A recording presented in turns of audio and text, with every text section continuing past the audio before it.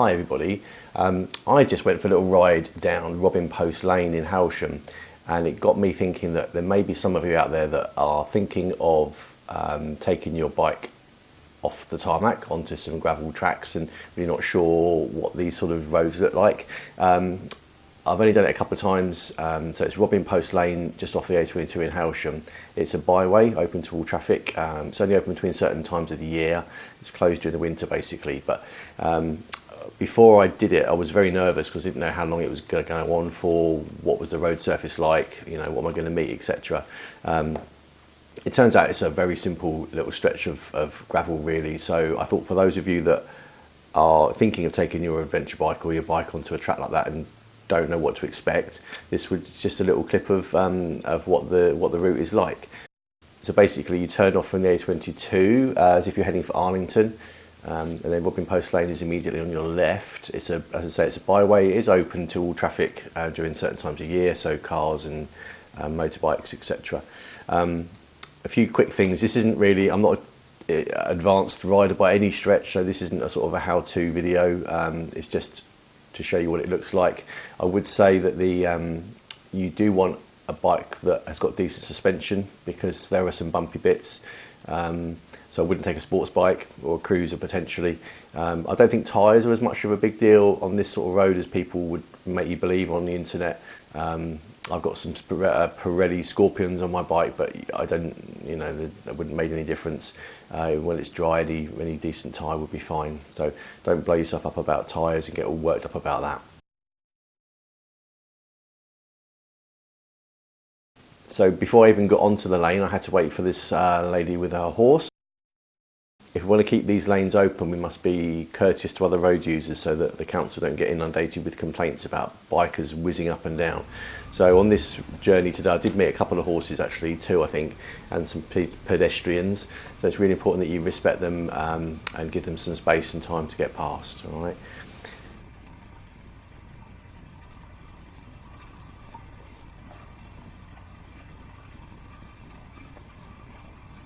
So, as you can see then, this first section is actually really bumpy, but very good fun actually. But yeah, quite bumpy here, and then as the road or the track continues, it's just relatively flat gravel really, no major issue. So I'll just let you watch the video and I'll talk to you when we get to the end.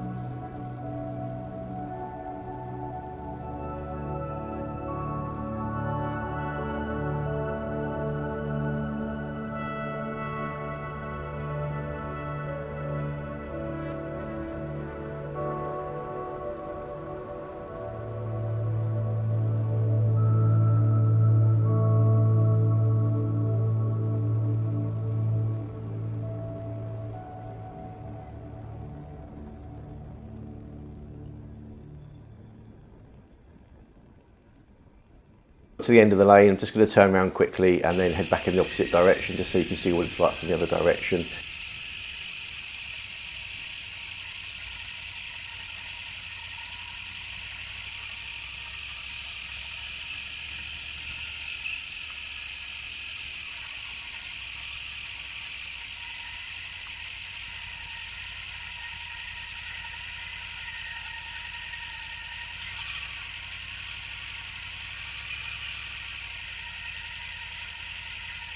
I met another lady with a horse. I'm really glad I pulled over and killed the engine, because what you can't hear on the video here is that she was explaining as she went past that her horse was very nervous of motorbikes. So she was really grateful that I'd stopped and turned the engine off, because her horse doesn't like the sound. So really make sure you respect horse riders and be very courteous and give them lots of space and time to get past you, okay?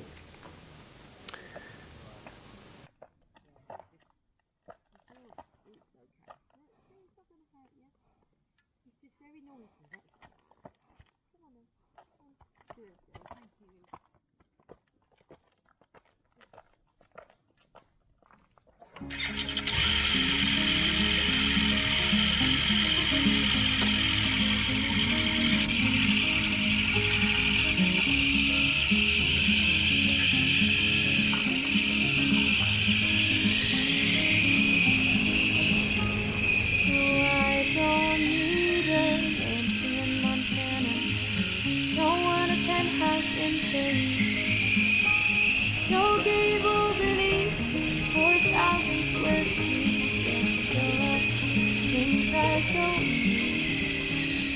I know to some it makes no sense, but I'm not living just to pay my debts. I've got nothing against that white picket fence or those big American trees. On we go.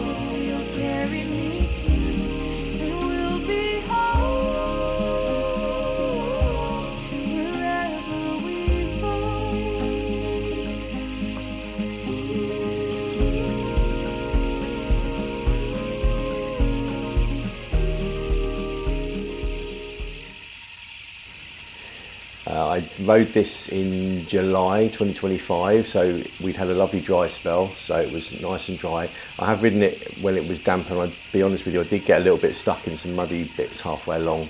The friend with me luckily was able to help push me out, but between the two of us, me revving the bike and him pushing, we got the bike out of the mud, but it would have been a bit tricky on my own. So if you're not very experienced or don't have a real dirt bike, just try it in the summer.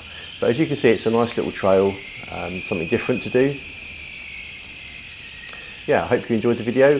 There's quite a few byways around Sussex actually, so I think what I'll do over the summer and during the year is tackle a few more, just record them, and then post them up here so you guys can watch them and then let you know where they are. And if you're interested, you can try them yourself. Anyway, thank you for watching. Cheers, bye.